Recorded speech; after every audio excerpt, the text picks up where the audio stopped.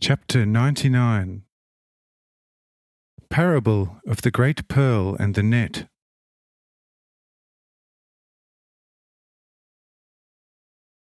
The kingdom of heaven also is like unto a merchant who searched all the lands for good pearls. And he found a pearl of enormous value.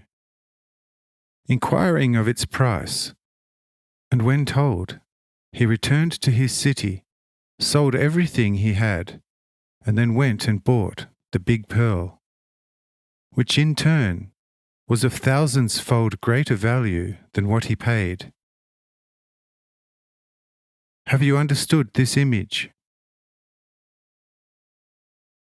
Say the disciples, Yes, Lord, this too we understand, for such merchant we all are, having left everything on your account. You, however, to us are the big priceless pearl. I said, This parable also you have understood in all truth, for thus it is with the kingdom of heaven.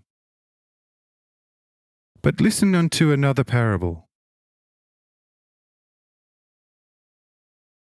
The kingdom of heaven yet again is like unto a net that is cast into the sea for the catching of all kinds of fish. And when the net is full, the fishermen draw it to shore, whereupon they take out the good fish, placing them in a container. But the sick and foul they throw away. Thus it shall also be at the end of the world. The angels shall go out and separate the wicked from the righteous, and shall cast them into the furnace of their own wicked hearts. And there shall be great wailing and gnashing of teeth, which is a true darkness of the evil soul, which shall constantly be in search, but not find what will gratify its evil love.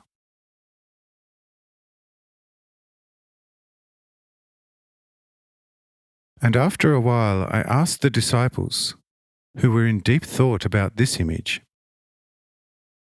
Have you also understood this parable? And these said, Yes, Lord. This parable too we have properly understood now. It resembles the one you told at the coast of Gesera. He who has, to him shall be given, that he may have more abundantly. But he who has not, from him shall be taken also what he has. And Ahab added, By the sick and foul fishes I understand mainly the Pharisees and all those idle scribes who constantly proffer their old wares, praising nature and its productiveness, but despise and persecute everything ever so brilliant that this time has to offer. These too surely would be foul and sick fishes. What is there in being a scribe and Pharisee in the brain, but take oneself to be measurelessly better than other men, and to even receive sacrifices and tithes from those men, probably better brothers and sisters, yet having a hollow, stone-hard and unfeeling heart? Therefore I believe that in future, he who is initiated into the kingdom of heaven in his heart according to your word shall surely have to discard the old, spoilt and foul doctrinal junk of the Pharisees, laying an entirely new foundation for your teaching. For your teaching is wise and just, and therefore diametrically opposed to that of the Pharisees. Well do I know indeed that Moses and the other prophets prophesied out of your spirit. But how distorted are they now? And since you are now here yourself to reveal your will to us, what for still the foul and sick Moses, as also all the prophets? Who in his heart according to you, O Lord, has actively become a learner in the kingdom of heaven, no longer needs a Moses and prophets? I said, "You are quite right in what you are saying, except for a small detail, which consists in the fact that a true teacher of the law, that is, one who has become a learner in the kingdom of heaven, must be like a wise householder who produces from his store both old and new to offer to his guests for their enjoyment. Or should one, when the new wine is filled into the skins, pour out the good old wine? Or throw out the old grain when the new crop has been gathered into the barns?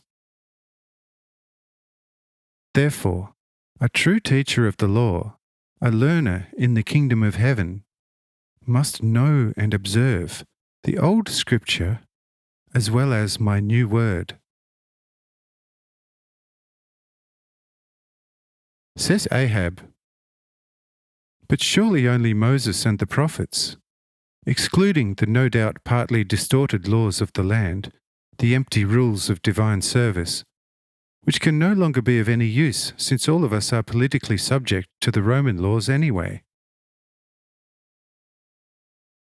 I said, "That goes without saying. What has to be omitted from the ancient law for the sake of true love of one's neighbour, you find already written down. Here are now my two friends from Sishar, who are witnesses to my extensive Sermon on the Mount, which deals with all these things." With this, Ahab is quite satisfied.